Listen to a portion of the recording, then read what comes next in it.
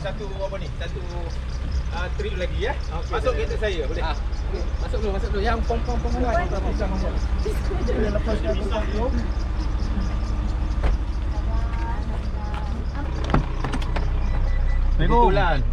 Kebetulan Anita kawan saya daripada UM kan. Dia orang pun okey. Ada lagi masuk tu anak tu. Boleh masuk lagi. Mazlan nak jalan kaki ya? Nanti Wandi datang ambil Tunggu sekejap.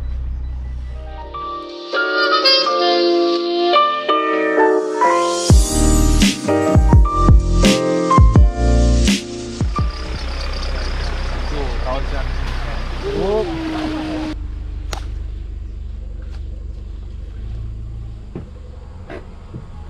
Alhamdulillah, terima kasih.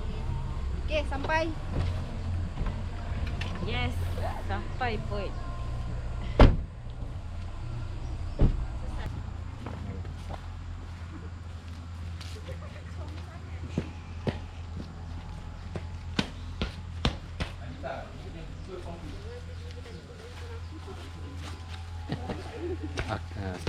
Studio akan di Johari Said lukis dicetak Malaysia yang terkenal.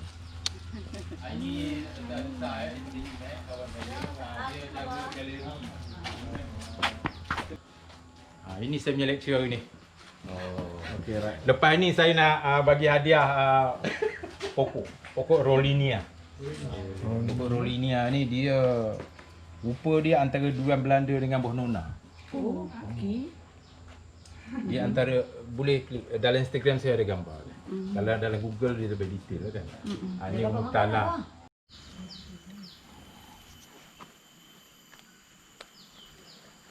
Ni katak. Ni bertuankan beruk, Masuk sirat. Sini dah mana karya yang sini ke sindiran maksud. Suara dalam.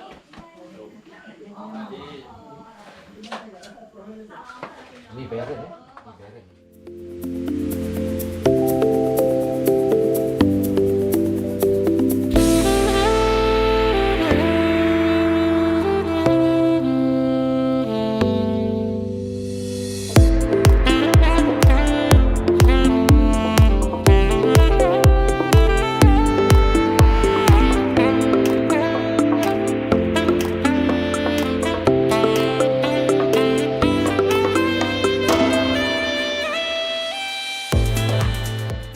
Bismillahirrahmanirrahim ya. Pertama kali saya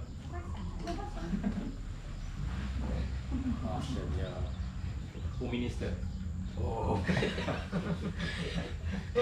Saya punya Home Minister. Terima kasih banyak-banyak dan hari ni saya rasa hari yang bertuah kerana ada tetamu. Sebenarnya hari Sabtu pun ada tetamu. Ada tamu satu video shoot galeri Petronas datang kemari dengan staf dia kan. Jadi tempat ni penuh. Dan saya buat set up semua, bersihkan. Dan kebetulan Mazlan kata dia datang 22 kan, cantik lah. Jadi inilah setting yang kita buat masa video tu. Saya nak simpan balik. Lepas ni saya akan simpan semua karya-karya. Sebab saya tak boleh tinggalkan kat sini kan. Jadi inilah layout shooting yang kita dah buat itu. Dan saya sangat bangga dan terima kasih kepada cikgu-cikgu dan ada pelajaran. Ada dua orang ni anak saya tu. Semua dah cukup. Dan Puan Anita dengan Wandi daripada UMAC Universiti Malaya. Dia orang ni teman saya lah bekerja semasa saya di Universiti Malaya selama 2,5 tahun. Saya ni ibarat kalau di Indonesia saya dipanggil sebagai dosen terbang. Dosen terbang ni dia pergi satu universiti kerja dia. Kalau kontrak dia habis dia pergi universiti lain itu kerja saya lah. Jadi saya mengucapkan banyak-banyak terima kasih datang daripada jauh. Dan saya beritahu tadi pada Dr. Mazlan, saya kata durian dah habis, sepatutnya masa COVID-19 lah, masa PKP tu kan. Sepatutnya datang, masa itu durian banyak. Jadi durian dah habis. Yang ada di Pulau Sat dengan rambutan je, saya boleh sediakan. Bila saya pulang dari Jepun, saya mengambil keputusan untuk pindah ke Ulu Langat. Pindah ke Ulu Langat dengan keadaan yang seberdaya ya. Masa itu jalan tak ada, jalan logi balak, elektrik tak ada, telefon tak ada. Dan masa itu kalau 019 saya kena naik atas bukit sana untuk bercakap. Bukan macam sekarang, sekarang agak senang. Dan kehidupan saya begitu dekat dengan alam. Saya begitu dekat dengan alam. Jadi, saya nak bercerita bagaimana kita bermula daripada satu biji benih. Saya ada nursery, saya ada taman saya dan ini studio saya. Jadi selepas subuh selalunya saya akan bilik-bilik dan bercakap dengan bunga-bunga saya. Dan saya akan bilik-bilik pokok-pokok yang saya semai ni. Kan? Ini adalah biji durian. Ya, biji durian yang paling favourite saya di dalam kebun ni. Kan dah habis dah. Ya. Mungkin tahun depan kita boleh merasa. Dan ini adalah biji durian. Sebiji durian, saya ambil biji dia, saya semai dia dalam polybag. Selepas ini, saya akan graft dia. Graft dalam bahasa Melayu dia apa? Graf. Kawinkan saya akan graftkan dia. Ya, menjadi pokok yang lebih sesuai lah untuk ditanam dalam kebun. Cuma durian kahwin ni dia lifespan dia tak lama. 15 tahun hingga 20 tahun sahaja. Tapi kalau kita nak tahan lama, tanam biji. Itu boleh dimakan sampai ke anak cucu. Okay. Kemudian ini adalah pokok Rollinia. Kalau nak tengok buah Rollinia ni, dalam Instagram saya ada. Dia adalah satu family dengan buah durian Belanda dan buah Nona. Dia di antara buah Nona dengan durian Belanda, Rollinia. Dan saya bawa 3 pokok ni yang saya semai ni, dan saya akan hadiahkan kepada siapa yang ada tanah. Saya tak Dr. Anita ada Saya tak ada tanah, saya duduk kondo. Dia duduk kondo. Tanah dalam pasir. Jadi siapa yang nak, saya akan hadiahkan untuk bawa balik. Ya. Okey. Dalam masa 3 tahun dia berbuah. Dalam setahun. Ya. Jadi Pokok tu besar ke tak? Kalau besar boleh tanam dekat ni. dia tak Okey, jangan lupa buang. dia sebesar pokok limau purut sahaja. Tak boleh. Okay. Jadi saya ni suka bertanam. Saya suka bertanam. Kalau saya tidak ke kebun waktu pagi selepas subuh dan waktu petang selepas asar, hidup saya tidak komplit. Jadi lepas subuh saya akan bilik dan bercakap dengan bunga saya. Kemudian bila sarapan dah siap, saya makan sarapan yang isteri saya sediakan. Pukul 8, 8.30 saya mesti ada di studio. Tak ada punch card. Mesti ada di studio 8 hingga 8.30. Itu disiplin dia.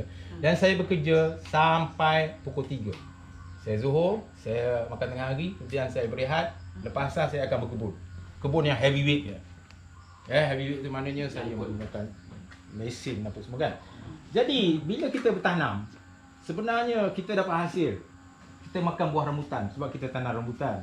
Kita tanam duku lansat dan kita makan duku lansat. Dan hari ini saya meraihkan duku lansat ni dengan rambutan ni kan. Ini untuk display tapi lepas ni kita boleh makan.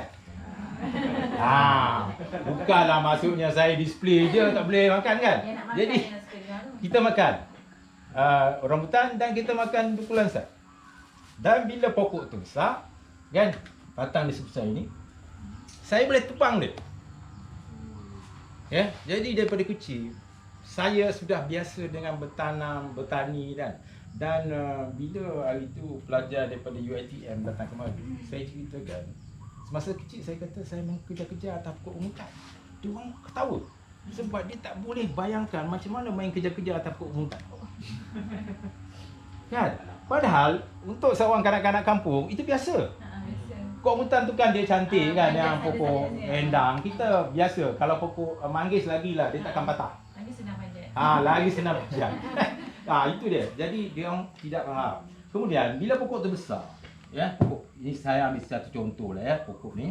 Kemudian saya boleh tebang dia dengan menggunakan chainsaw. Dan bila saya duduk di kampung, kita tebang pakai tangan, pakai kapak. Tapi bila saya pindah kemari, bapak mentua saya belikan saya chainsaw. Kemudian saya kena belajar guna chainsaw. Jari, ni chainsaw, pakai. And I will never refuse and I will learn. Jadi beberapa hari lalu ada biji-biji getah yang bila dia meletup kan, terpelanting dalam rumah saya kutip dia, saya bagi tahu ini pada anak saya. Ini biji getah. Cuba kamu simpan. Buat apa pak? Bapak selalu bagi kita biji getah. Dia kata tak ada. Korang kena belajar ni, kena tengok biji getah ni sebab tu bapak menulis getah. Saya ajar dia begitu. Dan ini adalah alat-alat yang bila saya dah ada rezeki. Kan? Bila kita dah ada duit, kita travel, kita pergi. Kan? Jadi kalau kita tengok macam alat-alat ini harga dia RM200. 200. Kecil macam harga. Kan? Boleh pakai 6 bulan, tak payah asah. Tak payah asah. Dia punya besi tu besi istimewa. Kan? Jadi makin lama makin kita mampu, kita pun menggunakan alat-alat yang baik kan. Jadi saya tak adalah menggunakan ni lagi, saya hanya potong getah ya, bukan kan. Itu dia. Dan daripada situ saya berkarya. Saya berkarya setiap hari. Kemudian daripada chainsaw maka terhasillah siri okir tu. Okir. Yang di belakang Mazlan tu yang berdiri tu kan. Itu siri okir yang saya buat. Sebab sebelum ni saya hanya buat ukat. Ini kan buat ukat. Paper. Saya print buat ukat paper. Tapi lama-kelamaan selepas 24 tahun, bila 24 tahun saya berkarya, kemudian saya mengalami satu period yang dipanggil mid career crisis. Saya rasa orang lelaki banyak mengalami masalah ni. Orang perempuan saya tak tahu. Perempuan ni lain. Krisis hari-hari. Krisis hari-hari. Ya. Perempuan lah. Perempuan lah. Tapi orang lelaki ni bila dia masuk umur 40, dia akan mengalami satu proses satu period dipanggil mid career crisis. Mid career crisis ni orang lelaki tu akan mula persoalkan diri dia, apa aku dah buat, apa yang aku sumbangkan, berapa duit banyak, apa harta aku, apa aku dah buat selama ni. Dia akan fikir benda-benda itu. These are the conflicts. Itu sebab life begin at 40. Kan Nabi Muhammad tu pun dapat wahyu pun usia dia 40 tahun. Ya, itu memang dia punya apa ni. Dia bila berlaku life begin 40 ni, idea kita nak jadi positif atau nak jadi negatif. Ada orang dia buat kerja-kerja lain. Macam saya tak. Saya duduk sini selama 2 tahun dalam studio ni, saya potong rumput. Hari-hari potong rumput. Isteri saya pun heran, nak potong rumput. Di studio tidur atas meja. Seorang diri. Selama 2 tahun. Kemudian, sampai satu masa saya dijemput ke UiTM Machang. UiTM Machang. Ini pun dia orang nak jemput saya hari ni untuk satu sculpture workshop di Machang, tapi masalah penyakit ni kan, COVID-19 ni dia orang terpaksa tunda. Jadi dia orang bila saya sampai di Machang, dia orang tak bagi saya plywood, dia bagi saya kayu balak besar-besar tu. Dia bagi saya kayu balak besar-besar tu. Mulaannya kan. Maka bermulalah saya buat siri okey. Dia jadi sculpture. Penoreh okey tu masih ada di permukaan tu, tetapi dia punya form dia dah lain. Dan bila saya buat CD OK ni tahun 2008, saya buat pameran dekat Wheeling Gallery. Kemudian saya ada assistant yang membuat practical training dengan saya kat sini, Faizal dengan kawan-kawan dia. Dan mereka ni banyak membantu saya. Bila sampai di Galeri Wheeling beritahu tahun 2008 tu, Joe, the gallery open at 10 o'clock. The collector come at 12 o'clock. You have only 2 hours to carry all the work to display at the gallery. Dalam bulan puasa, kami bekerja angkat ni kayu balak ni sampai tingkat 2, tingkat 3 perfectly. Jam 12 semua display. Nampak? Ya, itu pelajar-pelajar saya yang saya kira boleh harap masa tu. Dan saya mempamerkan karya ukir pada pertama kalinya. Dan selepas itu saya banyak membuat karya-karya yang berbentuk arca. Kemudian Tetapi memanglah dia banyak menggunakan tenaga kan. Tenaga nak angkat, ya. Dia bukan ringan tu nak angkat. Kalau orang tak biasa angkat, memang ya badan rasa sangat stres. Jadi saya lahirkan karya karaoke ni. Dan ini adalah dengan menggunakan chainsaw tadi. Asalnya daripada mana? Daripada tebang pokok. Saya tanya Mr. Chung Kam Kau. Dia kata, apa barang yang paling lama di sini? Dia kata, this is the brush that I bought in the 60s. And still can be used. Cuba bayangkan. Tahun 60 berus tu. Kalau pelajar-pelajar sekarang di UiTM lah sebagai contohnya kan. Dia beli brush, dia pakai, dia tak basuh, lepas tu dibuang, dia beli balik. No. So the attitude is different. Ya. Jadi Mr. Chung Kam Kau ni semasa dia mengajar kami di UiTM, dia mengajar macam mana nak basuh berus. Basuh berus, bila kita dah basuh dengan turpentine, kita kena basuh dengan sabun. Udah basuh dengan sabun, kena rendam air panas, kena keringkan. Nampak tak adanya proses? Kan? Jadi sebenarnya semua kerja yang kita nak buat, dia mesti ada disiplin. Kan? Macam di rumah, isteri saya suka masak. Dia selalu cerita, kalau kita nak goreng kata, minyak dalam plastik lain, rasa dia. Minyak dalam botol rasa dia lain, minyak yang mahal tu rasa lain. Kalau kuali lepeh lain rasa dia, kuali tebal rasa lain, kuali lengkung rasa lain. Nampak tak? Setiap benda tu disiplin dia tu. Kan? Bagi orang yang biasa masak kan? Macam kita nak masak laksa asam. Kalau tak ada daun kesum, kalau tak ada bunga kantai, dia tak jadi. Dia mesti pakai asam kering, asam keping kan. Dia tak boleh pakai asam boy. Betul tak? So jadi kalau kita nak berjaya, dia mesti ada resipi dia tu. Syarat-syarat dia tu. Jadi sama. Jadi pelajar-pelajar yang datang kemari, ya, saya tak boleh menyalahkan tau pelajar-pelajar yang ada sekarang di Malaysia. Sebab dia duduk di rumah teres, dia duduk di kondo, dia duduk flat. Dia tak pernah tengok benda ni. Dan ramai pelajar-pelajar bila dia orang datang kemari, dia orang nak practical training dengan saya kan. Saya kata saya bagi background di mana dia duduk, apa kerja bapa dia kan. Kalau dia asal pada kampung, kampung duduk di mana? Kalau kampung duduk rumah teres, taman-taman saya akan benarkan. Sebab dia tidak pernah tengok gergaji, dia tak pernah tengok. Benda ni pun dia tak pernah tengok. Macam mana dia nak kerja dengan saya? Tukul. Ada yang datang kemari, San, Tejo boleh tak? Saya nak jadi asisten Tejo. Boleh? Saya bagi dia gergaji, potong kayu. Tak boleh. Macam saya, kan? Bapa saya, dia tukang rumah.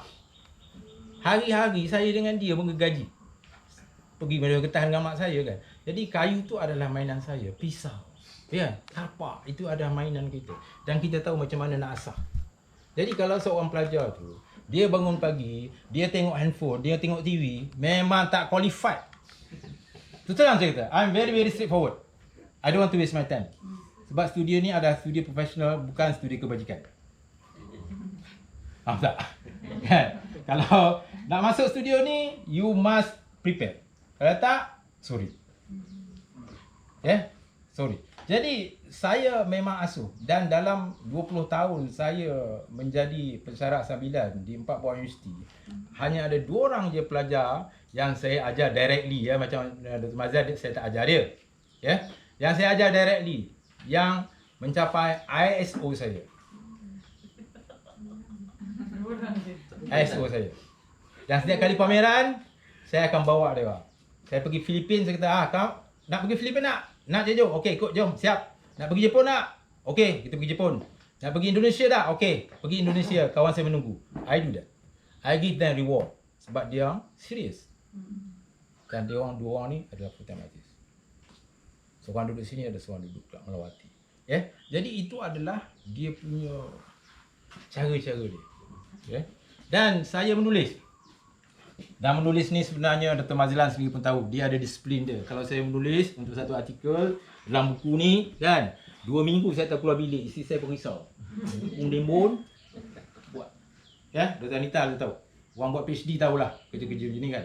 Jadi saya bukanlah nak buat PhD kan, tapi saya nak menulis pasal printmaking. Tapi kalau anda suruh saya menulis pasal bioengineering ke quantum physics, saya tak tahulah kan. Macam mana nak tanam kelapa sawit ke saya tak tahulah macam mana. Itu di luar bidang saya kan. Tetapi benda-benda gini kepakaran saya adalah bidang sengketa. Jadi daripada biji benih saya boleh bertanam, kita boleh makan rambutan, saya boleh potong pokok, saya boleh ketam, saya boleh buat carving, saya boleh menulis. Dan di Universiti Malaya, saya dengan Dr. Anita kita buat projek dipanggil ASEAN Master. Ini projek ASEAN Master yang mula-mula sekali kita buat ya. Dr. Anita, di Universiti Malaya, di mana kita nominate satu pelukis yang terkenal daripada Southeast Asia. Yang pertama, Profesor Emeritus Abdul Jalil Pirus.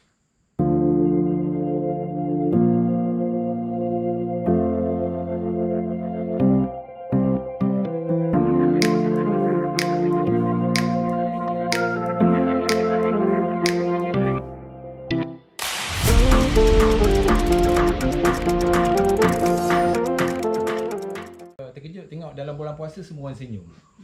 In Jordan, everybody angry. Pasti. Can you see that? Beza dia kan, cuaca mempengaruhi faktor-faktor dalam manusia kan. Dan bila dia datang ke Malaysia, dia duduk sini, saya buat residensi untuk dia. Saya buat residensi untuk dia dan ini adalah katalog dia. Katalog dia yang saya buat untuk pameran dia di Publica. Dan dia tinggalkan karya-karya dia banyak kat sini. Kemudian sebahagian karya-karya dia tu saya dermakan pada Universiti Malaya. Wanita tahu, dia jaga karya-karya dia. Kan? Jadi, begitulah cara saya bekerja. Kan? Dan mereka datang kemari, ini yang membuat saya rasa terharu kadang-kadang. Apa je dalam dunia ni, dia dimakan sebab dia sedap. Tak ada benda yang tak sedap orang tak makan. Anak-anak pun sama tau. Dia suka sedap. Jadi saya belajar macam mana kita nak buat design buluh. Bila kita nak buat design buluh, macam mana kita nak restore dia, nak simpan dia. Rupa-rupanya buluh dia ada dia punya kanji dia. Terutama bila musim bunga. Jadi jangan tebang pokok semasa musim bunga atau berbuah sebab dalam tu banyak sugar. Itu sebab buah tu manis. Oh ya ke? Tak payah nak tabur gula lagi dah tanam rambutan. Dalam tu dah dalam batang pokok tu sudah ada gula.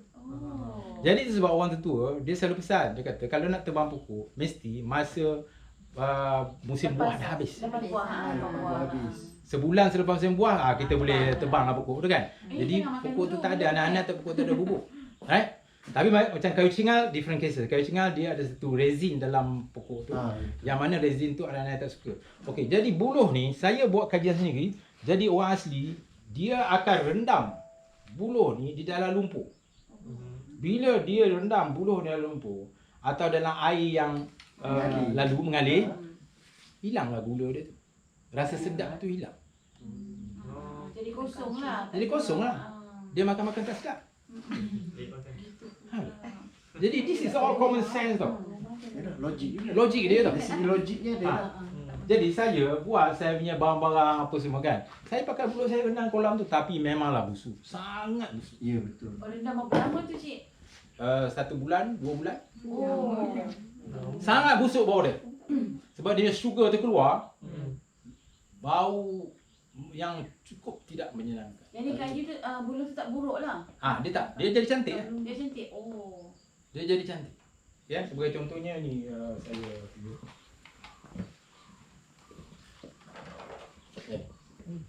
Tu kata buluh. Ni buluh. Tapi saya sudah cat dia dengan graphite. Graphite ni pensel. Dalam bahasa sains dia graphite. Tapi dalam bahasa biasa dia pensel. Sebelum dia dijadikan pensel, dia datang dalam bentuk serbuk. Serbuk itu kemudian dikilang jadilah pensel tu.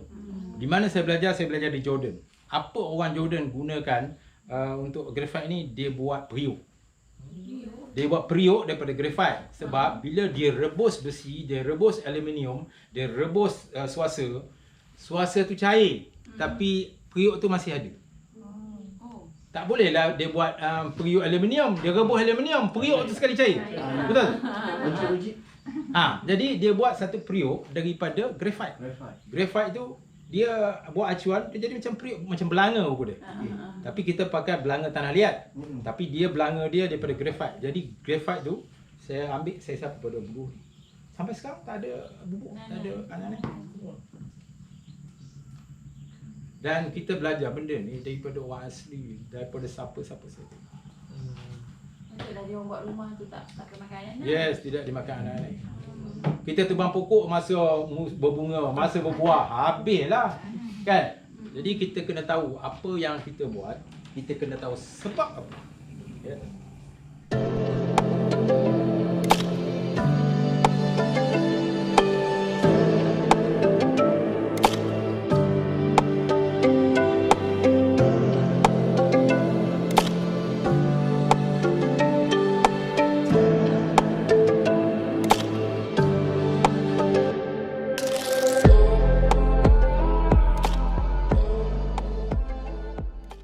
Yang saya tunjukkan pada yang saya rancang, saya nak buat pameran solo saya, tapi tahun ni tak boleh, tahun depan tak boleh sebab dari segi faktor ekonomi tidak sesuai.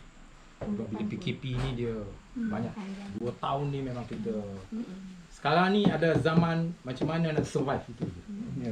Ya. Orang datang ke galeri tak boleh, orang kaya simpan duit, kan? Jadi susah. Jadi saya akan buat pameran ni bila habis selesai masalah COVID-19, sebab dia COVID-19 ni banyak apa ni merubah segala struktur ekonomi di Malaysia. Jadi kita sebagai artis, kita kena tahu fakta-fakta ekonomi. Kita bukan hanya jadi artis pandai melukis, tapi fakta ekonomi tak tahu, macam mana kita nak hidup. Kan? Takkan kita nak bergantung pada galeri, sebab saya tidak bergantung pada galeri sepenuhnya. Dan tak ada galeri yang apa yang eksklusif dengan saya. Mula-mula saya nak cerita ni sejarah Katagami. Katagami ni adalah asas kepada silk screen, sutera saring. Jadi orang Cina dan orang Jepun, dia potong kertas, kemudian dia taruh atas kain, kemudian dia ambil kain, stenciling. Jadi ini adalah Katagami ni adalah asas foto silk screen. Tetapi bila orang Amerika nampak masa expo perdagangan di Amerika nampak Katagami ni, dia berubah jadi silk screen. Ni kawan saya bagi. Ini original kata Ini kami. original Katagami. Berasal dari Jepun. Jepun Kertas mungkin dia tak anu ke? Tak mengesap koyak dengan ke, dia tak wax. Jadi bila dia wax pakai wax buah. okey. Jadi bila kita taruh color, dia tak rosak, tak pecah. Rosak. Dia jadi Habis jadi bila dia macam cuci Dia cuci air. cuci colour tu, Cuci color. Letak itu dia tak rosak. Ini semua pakai natural. Dia pakai buah apa? Buah plum tak silap lagi buah apa. mungkin getah pelam tu pun. Halus dia punya tu. Oh, Dia potong. pakai pisau apa tu lagi? Kata dia dua.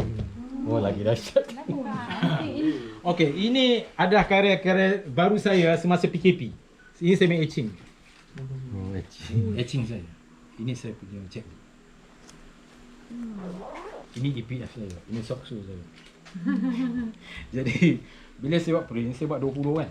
1/20 kan. 1/20 kan. Okey. Jadi saya akan simpan. Saya ada 20 betul. Edition. Dan satu edition ni saya akan jual berasingan.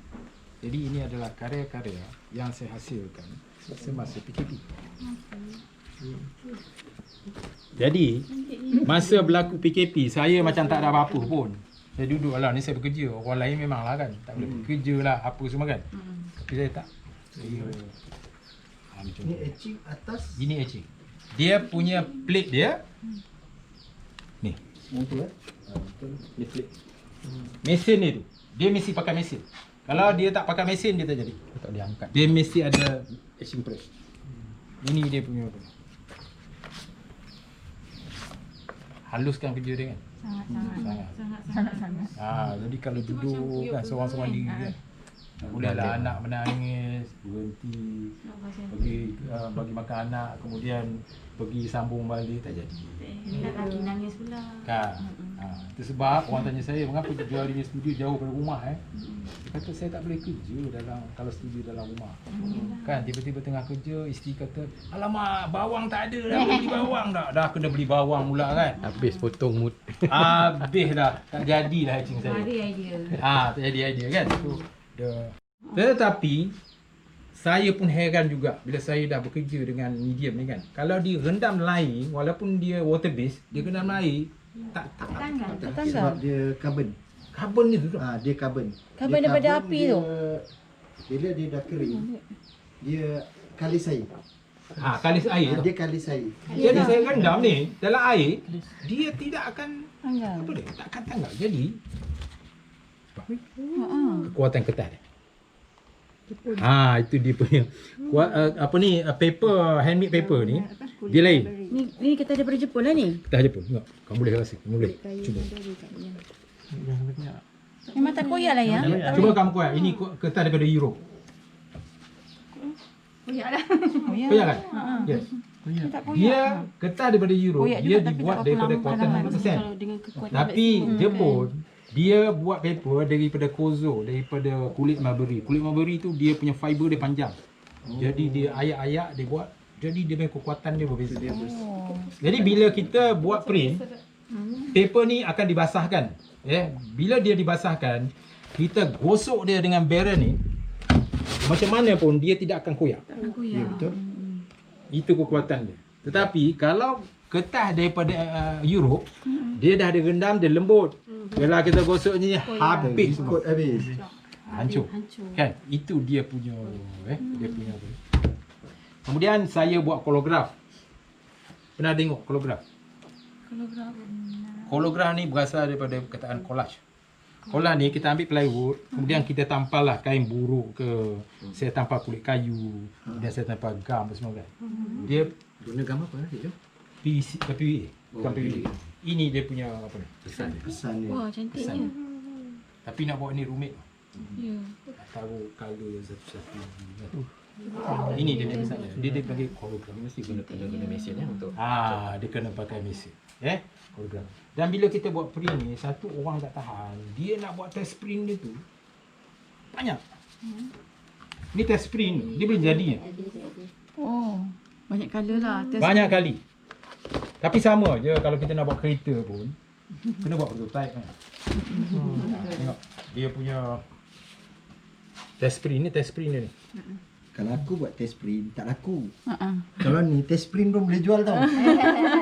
Ada test print dia. Seninya di situ. Dia akan beli Cantiknya. test print, lepas tu yang jadi satu kan. Ini Itu asal dia punya ni. Value dia Asal ni, segini. lepas tu dia jadi begini. Print lagi dia jadi begini. Tukar colour Dia, lagi. tukar colour, masukkan image. Nampak tak? betul kaya dia texture. Kemudian Ni ni image tanduk macam image tanduk tanduk kebau. kebau. Lepas itu Transformers. baru jadi yang tadi tu kan. Tanduk kebau yang seterusnya dia akan jadi. Kita cetak sampai puas hati Sampai puas hati.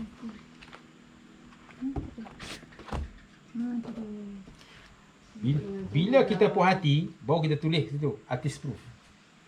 Udah artist proof, dalam artist proof ni dia dalam setiap 100 dia ada 10% sahaja. Dan dia mesti ditulis dengan pensel.